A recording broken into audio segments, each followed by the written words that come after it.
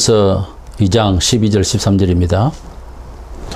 우리가 세상의 영을 받지 아니하고 오직 하나님으로부터 온 영을 받았으니 이는 우리로 하여금 하나님께서 우리에게 은혜로 주신 것들을 알게 하려 하심이라. 우리가 이것을 말하거니와 사람의 지혜가 가르친 말로 아니하고 오직 성령께서 가르치신 것으로 하니 영적인 일은 영적인 것으로 분별하느니라.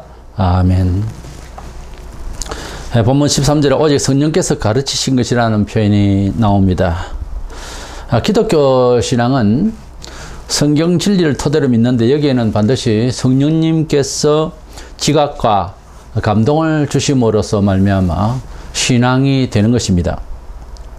구원을 우리가 받는다, 예수를 믿어서 영생을 얻는다 하는 것조차도 성령께서 역사하셔야 되는 것입니다. 우리가 종교상식적으로 아멘 한다고 그것이 믿음의 효력을 발생한다고 볼 수 없어요. 더더구나 우리 일상생활에서 예수님을 증거하기 위해서 정인으로 났을 때, 즉 전도를 하거나 하나님의 진리를 확인을 시켜줄 때에는 성령께서 강한 그러한 힘을, 용기를, 그리고 권능을 입혀주셔야 가능합니다. 우리 성도들은 하나님을 단순히 예배당에 두고 믿으러 가는 무슨 종교적 행사가 아니라 우리는 복음의 그 사실 자체를 생활 속에서 표현해낼 수 있는 사람이어야 합니다. 이에는 성경의 근본 진리의 기초와 함께 성령께서 역사해 주심이 따라야 합니다. 만약에 그렇지 않으면은 예수님 당시에 유대인들처럼 자손 대대로 하나님을 믿는다 하면서도 외식하고 있었다 하는 사실을 우리가 기억하면서 기독교도 예외 없이 그렇게 형식화될 수가 있는 것입니다. 그렇기 때문에 성령님의 가르치심을 성경 공부 이상으로 우리가 성경에서 잘 알아야 되겠고, 그런 감화의 시간을 얻도록 간절해야 마땅합니다. 그래서 성경의 진리 운동과 성령 운동이 겸하여 일어나야 할 줄로 믿습니다. 그래서 오늘 주제로 성령의 가르침이란 주제의 말씀으로 은혜를 나누고자 합니다. 첫 번째 알아야 할 사실은 사람은 어쩔 수 없이 세상에 세속적으로 살아가는 정신적 세계, 그러니까 세상의 영의 지배와 하나님의 인도를 받는 하나님의 영의 세계가 있습니다. 많은 사람들은 사유의 자유로서 인생을 사노라고 살지만은 그러나 하나님이 없는 모든 불신 세계의 사고방식은 원천적으로 사탄이 내려주는 영향 아래서 사유하고 문화생활을 하고 과학을 하고 그렇게 살고 있다는 자체를 부정하려 하겠지만은 사실은 그렇지 않고 사탄의 영역에서 이런 지배를 받고 있다는 사실을 알아야 할 것입니다. 우리 사람이 처음에 흑동이로 디자인을 하시고 난 뒤에 코에 하나님께서 숨을 불어넣으시니까 이런 사람이 됐다라고 했습니다. 처음에는 사람이 하나님의 그 정신을 그대로 받아서 사람으로서, 하나님은 천사로 지은 것도 아니요 제2의 하나님으로 만든 것도 아닙니다. 사람으로 지으셨어요. 그러나 비록 많은 피조물들이 있지만 사람은 특별히 하나님이 숨을 코에 불어넣으셨다. 즉 하나님의 의로움과 도덕성과 창조성과 하나님의 생각을 불어넣으셨다는 거예요.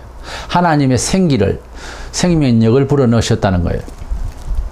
그래서 사람은 하나님이 어떠함을 나타낼 수 있는 존재로서 만들어졌다, 그 말이에요. 그래서 죄와 의를 판단하게 되고 창조하게 되고, 우리가 지금 볼 때는 기적이지만은 그런 기적적인 삶이 생활이 될 수 있는 그런 존재를 처음에 만드셨어요. 근심 걱정이 없는 파라다이스 에덴 동산에서 살았었습니다. 그런데 사탄이 천사들 중에서 그 대장 중에 한 천사장이 하나님 앞에 대적을 하려 하다가 하나님 진노를 받아서 버려졌는데, 이 타락한 천사장이 이름은 없지만 사탄이라고, 대적자라는 뜻의 사탄, 한자로는 마귀. 그래서 이 마귀가 이 세속의 모든 죄악상을 지배할 수 있도록, 그래서 죄인들로 하여금 하나님을 믿지 못하게 하거나 또는 세속의 타락에 빠져서 이 세상을 실패로 돌아가게 하는, 마지막에는 지옥을 끌고 가려고 하는 이러한 목적으로서 이 사탄이 이 세상에 지배를 하고 있다. 그것은 하나님의 권한 안에서 물론 작용을 하는 거죠. 이 세상 사탄이 지배하고 있고 하나님은 따로 공중에 떠 있는 것이 아니라 이렇게 세속적인 아주 나쁜 악역을 담당하는 총대장으로서 있다 그 말입니다.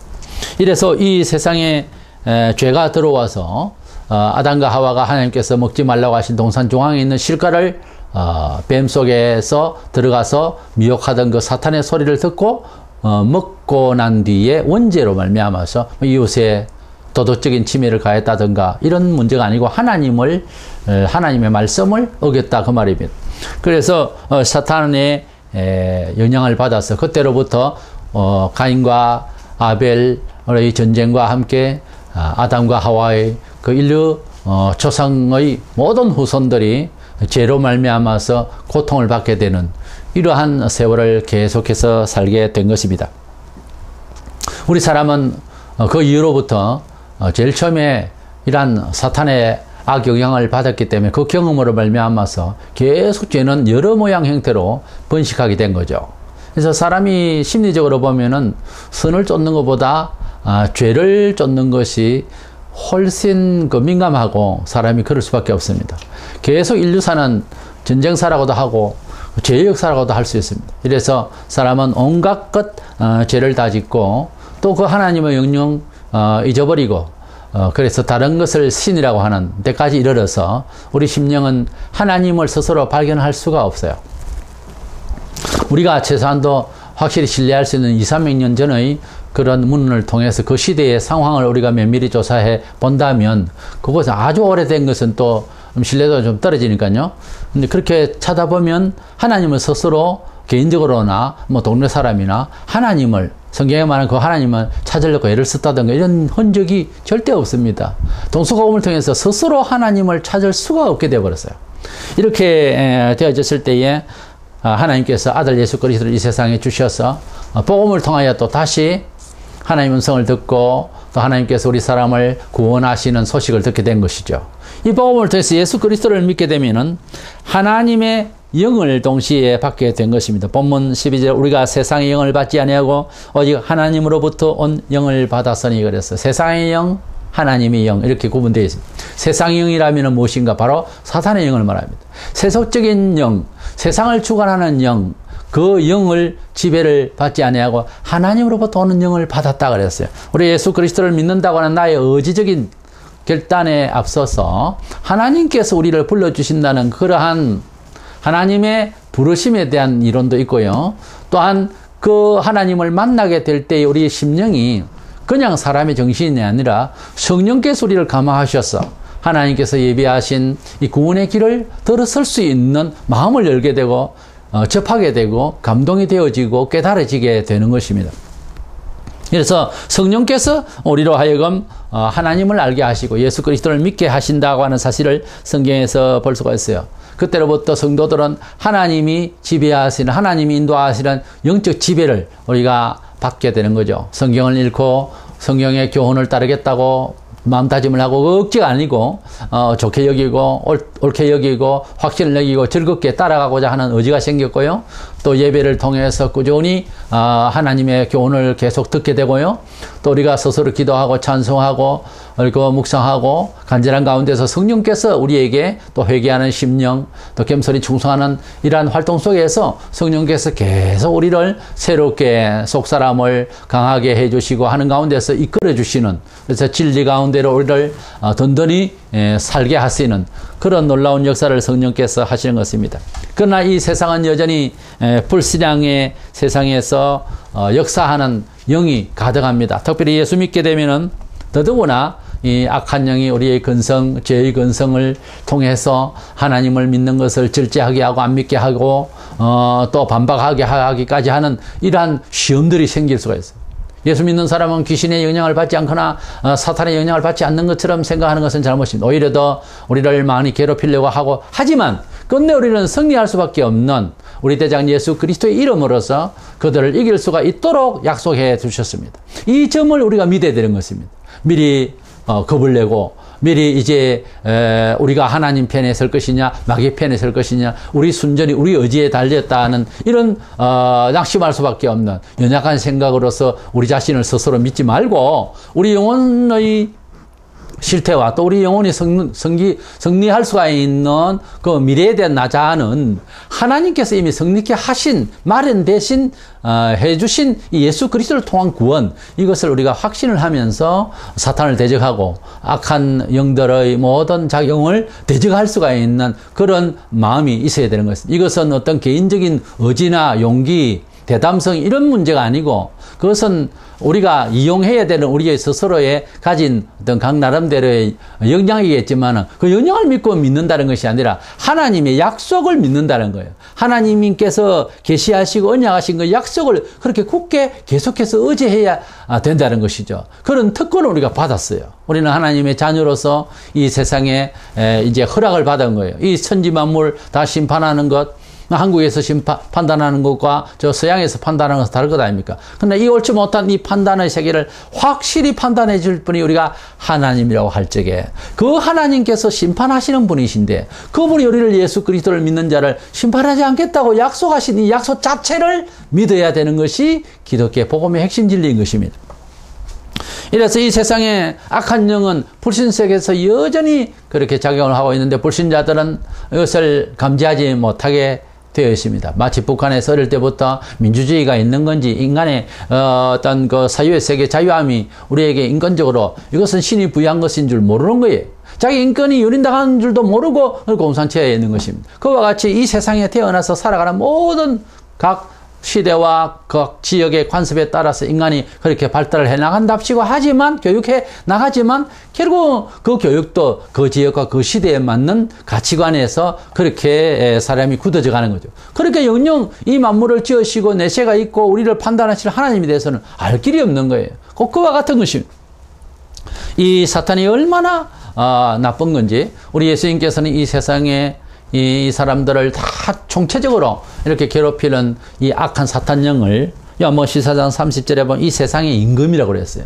그만큼 이 세상을 통치하는 영역의 자리에 있다 하는 것을 강조하고 있는 표현이죠. 이 세상의 임금이라고 하는 이 사탄을 여러 설명으로서 그 이름을 달리 말하고 있는데 계시록 20장 2절에 용이나 마귀, 사탄 이런 표현도 있고 온 천하를 깨는 자라고 하는 자도 되고 공중권세 잡은 자라고 하기도 하고 세상 신이다, 귀신의 왕이다, 악귀의 머리다, 악한 자다, 살인자다, 원수, 대적자, 세상 권세 잡은 자라고도 하고 시험하는 자, 거짓말하는 영, 미혹의 영이라고도 하고 속이는 자, 참소하고 하나님 진리를 갖다 반박하고 고소하고 참소하는 자라 이렇게도 표현하고 있어요. 이런 여러 이름들로 표현하고 있는 것은 이 세상 정치, 경제, 사회, 문화에 오고 오는 세월 속에서 동수고 막론하고 이 지구촌을 살아가는 하늘 아래에 있는 모든 세속주의적 사고방식, 철학, 경제, 예술 모든 면에 있어서 악 영향 가운데 있다는 거예요. 하나님 없이 생각하는 것은 얼른 보기에 도덕적이고 윤리적인 것 같아도 그 끝이 허무하고 그 끝이 실패고 그 끝이 죽음인 것입니다. 비록 사람이기 때문에 도덕을 이야기하고 철학을 이야기하지만은 잠시 잠깐 이야기가 그렇게 보이는 것뿐이지 죽음을 이기지 못하고 사후의 세계를 설명하지 못하고 진정한 구원을 입지를 못하게 되는 것입니다. 그 사람들의 말이라고 하는 것은 한계가 있는 거예요.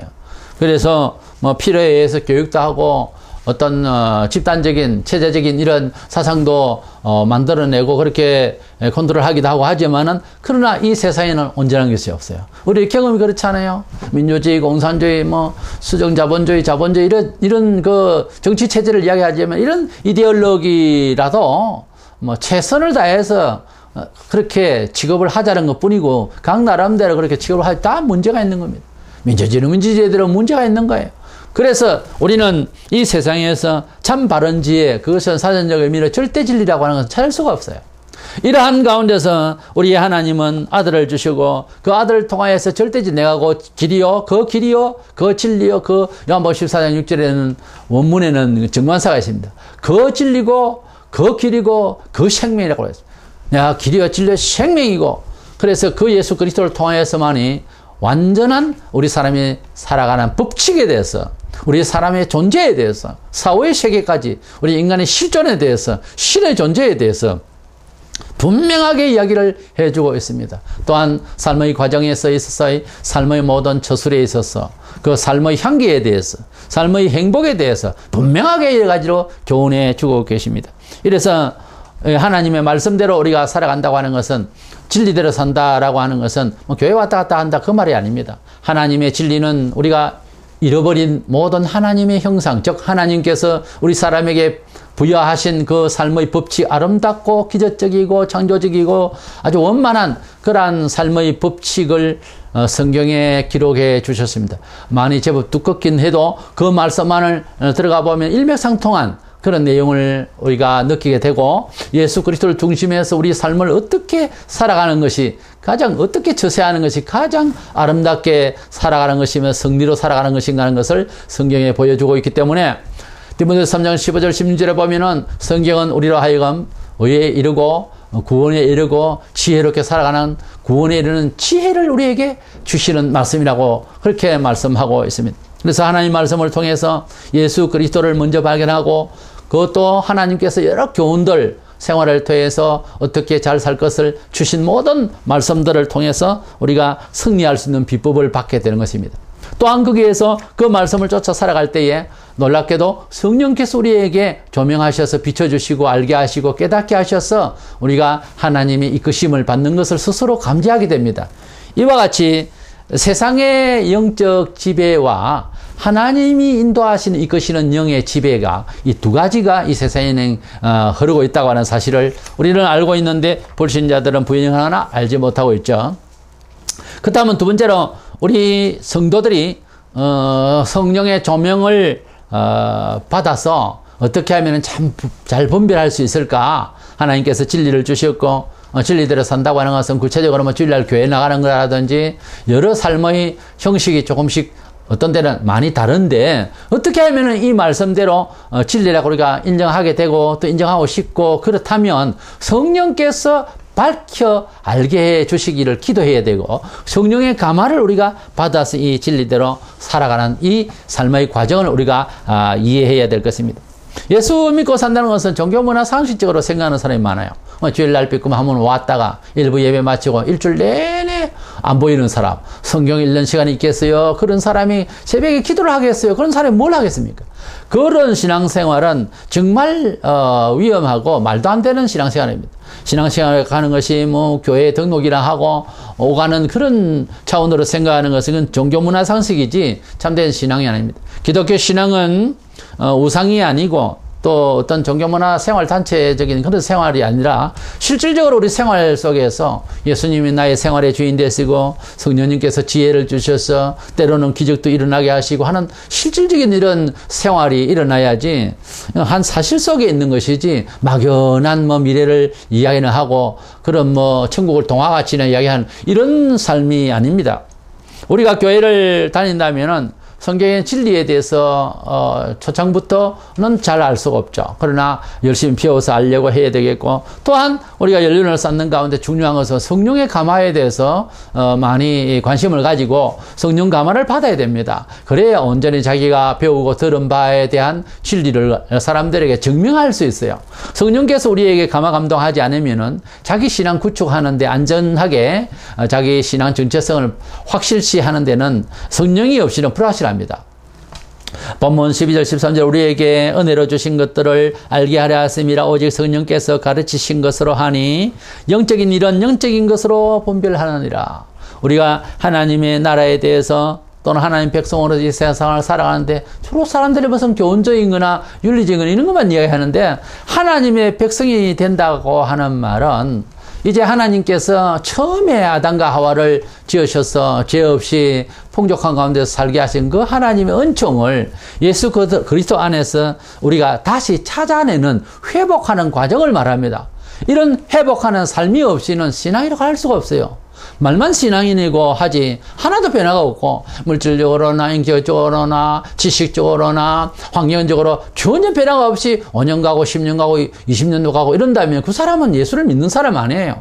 예수를 믿으면 영적으로 지배하는 이 세상을 다르게 영적으로 지배하는 세계로 살기 때문에 악한 영의 세계 파괴하고 후회하게 하는 이 악한 영의 세계를 제압해서 생명을 얻고 풍성히 얻고 잘되게 하시는 그런 행통케 하시는 기적을 이루시는 때로는 핍박을 받더라도 승리케 하시는 그런 역사가 따라야지 불신자보다 더 못한다든가 큰 차이가 없다든가 이렇게 하면은 하나님께서 역사하신다고 볼 수가 없잖아요.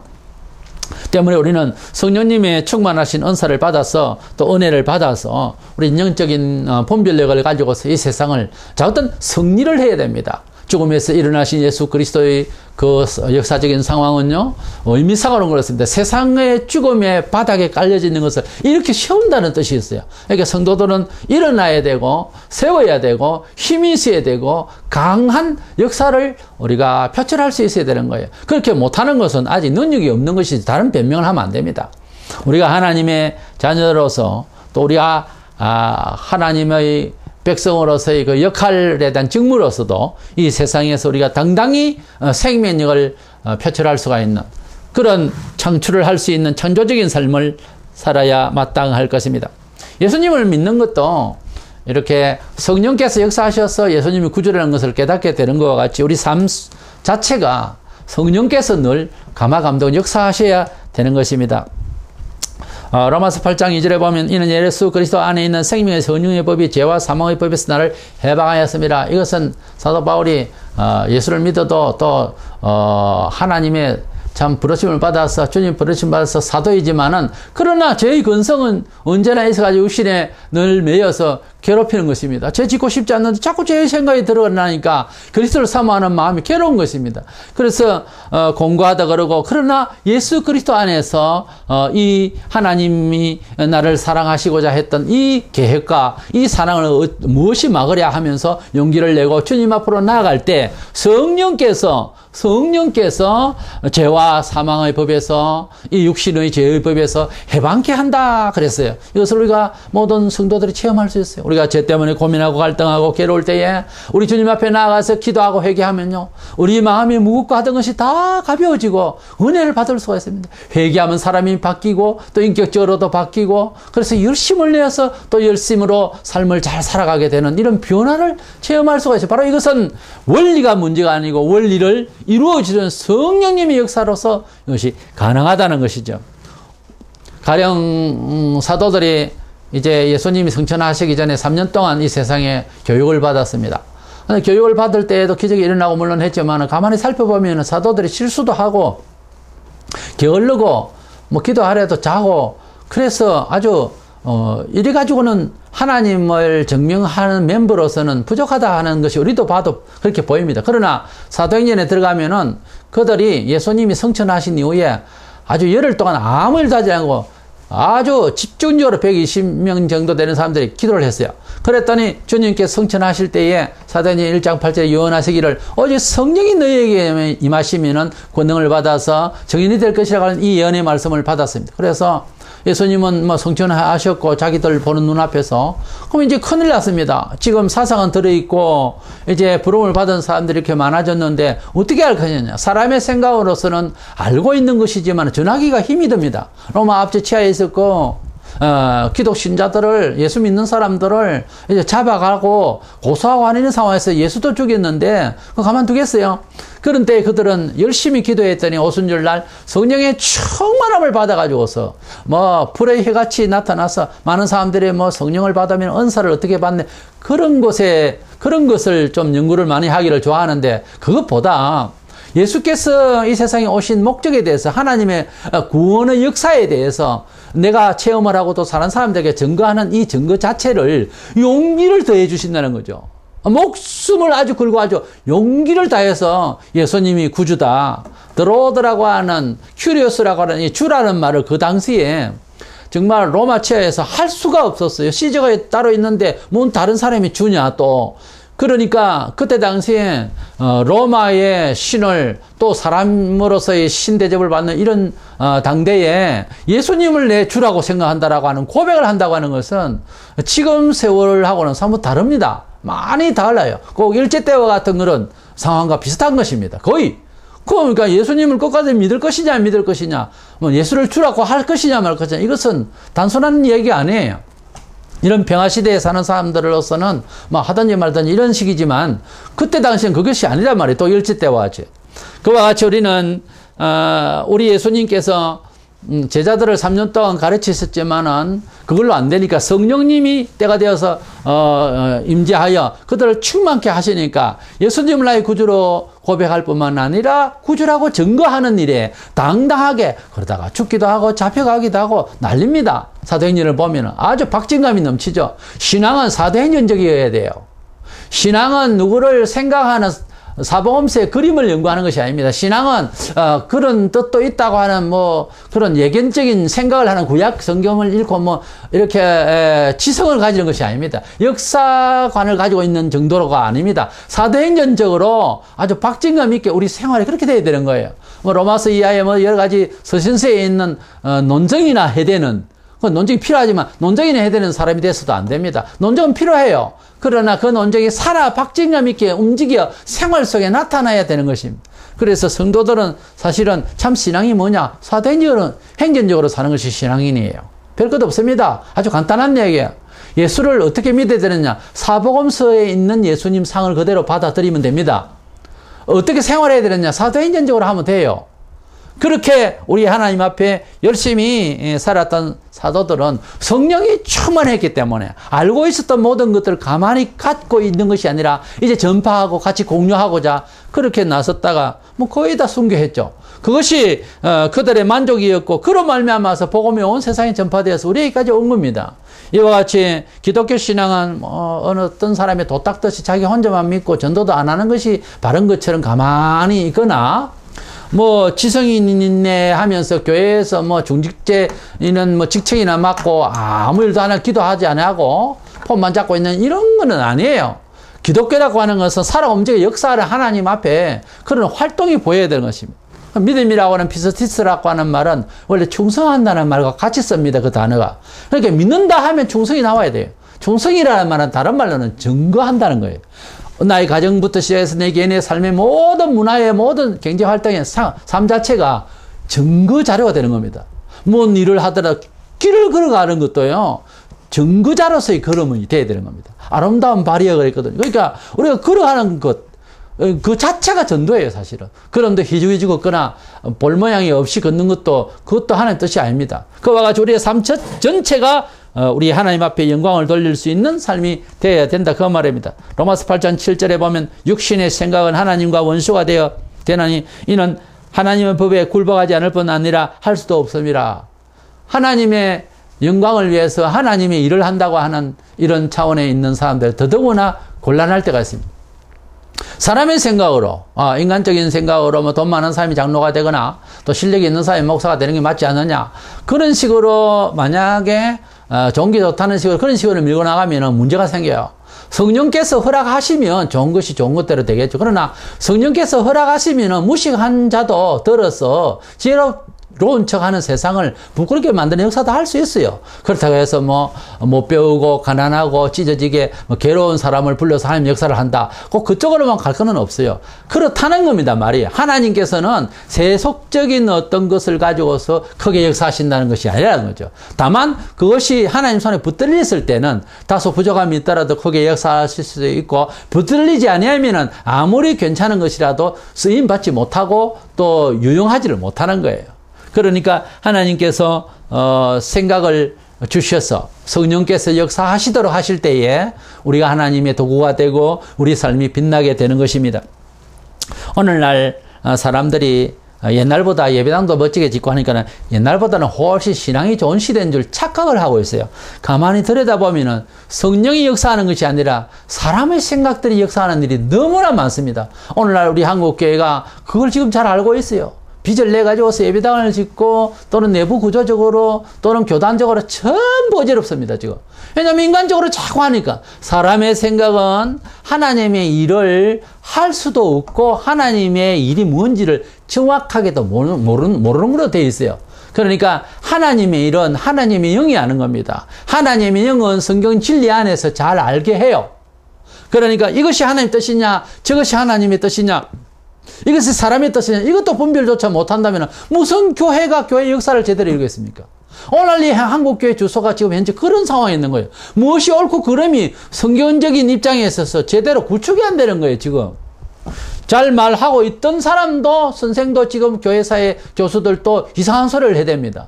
구원도 이상하게 말하고요. 예, 교회론적으로도 참 이상한 말을 해요.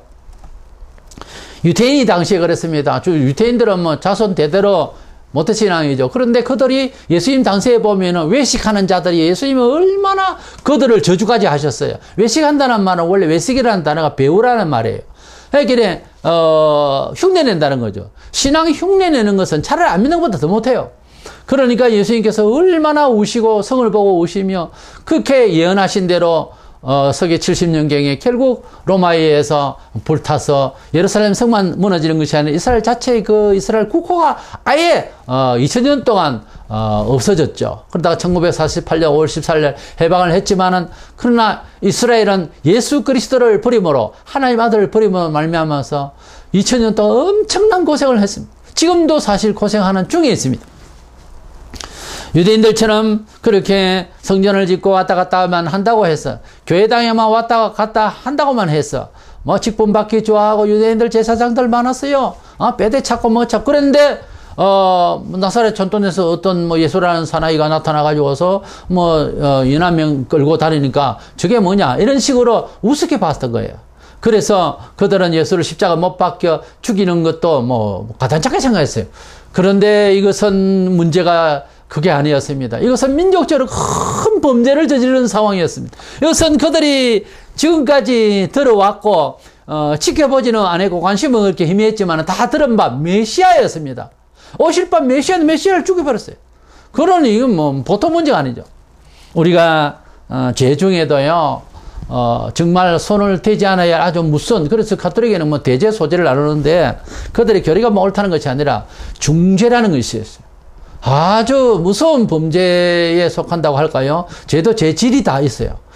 계명역을 하면 10개명 계명 중에서 10번째 계명도 무서운 죄지만은 1계명부터 범죄해버리면 아무것도 안 되는 거죠. 다른 신을 신이라고 해버리면 이야기가 끝나잖아요. 그래서 그 계명이 다 중죄를 이야기하고 있지만 순서가 있어요. 1계명에서 4계명까지는 온전히 하나님만 섬기는 계명이에요. 5계명에서 10계명 6가지를 세상적인 것을 다 지킨다 해도 1계명에서 4계명이 없으면 이건 심판인 거예요. 그와 같이 1계명이 제일 중요하죠. 그 순수가 그런 거예요. 중대한 거예요. 이래서 우리가 하나님의 아들을 없이 하고는 그 이상 뭐 다른 이야기를 해 보아야 뭐 윤리 이야기 도덕이 아무 소용이 없습니다. 구원이 없으니까요. 우리는 이 시대에 많은 정보 시대에 살고 있고 많은 기독교의 여러 변화 속에 살고 있습니다. 이런 상황에서 우리가 꼭 체질화하고 늘 돌이켜봐야 되고 간직해야 될 것이 열심히 교회 생활을 잘 하면서 모임에 잘 참석하고 하나님 말씀을 많이 듣고 스스로 보고 또 들을 기회도 많이 가져야 되겠고요. 또 기도 많이 해서 회개 생활 많이 해서 또 성실한 생활 많이 하고 인내심을 다해서 성령님이 우리 마음에 충만히 오도록 막 꼭 기도원에 가서 불을 받아야 되네 이런 쪽으로만 가지 마세요. 성령을 비유할 때 비둘기같이 부드러운 비둘기같이 이야기할 때고 맑은 비둘기같이 이야기할 때도 있고요. 이슬 같은 성령으로도 설명할 때가 있고 비와 같은 성령으로 말할 때가 있습니다. 이 성령의 비유는 여러 가지인데 그래서 성령이 이슬같이 내리기도 하니까 우리가 하나님 앞에서 마음을 어떻게 갖느냐에 따라서 성령이 임재하십니다. 막 산에 가서 고함 지르면서 돌을 놔놓고 이건 뭐 성령이여 검을 만들어 주시옵소서 그딴 소리 하는 것보다는 조용한 곳에 앉아서 하나님 앞에 나를 돌아보고 반성하고 우리 하나님 말씀을 깊이 묵상하고 열심히 읽고 이런 가운데서 성령이 오히려 우리를 참 마음속 깊이 적게 하시고 감동케 하시고 진리를 따라서 살고자 하는 의지를 주시고 성령 감화하시면서 그래서 충실한 가운데서 길을 가보세요. 충실한 가운데서 가정을 생활해 보세요. 성령께서 인도하심이 역력히 느껴지고 하나님 보호가 보입니다. 이래서 우리는 진리와 함께 또한 성령의 가르치심, 성령의 감화로 조명을 받아서 깨우치심 이것을 늘 사모하는 그래서 날마다 성령님의 민감한 인도하심을 잘 받아갈 수 있는 저와 여러분 되시기를 축원합니다.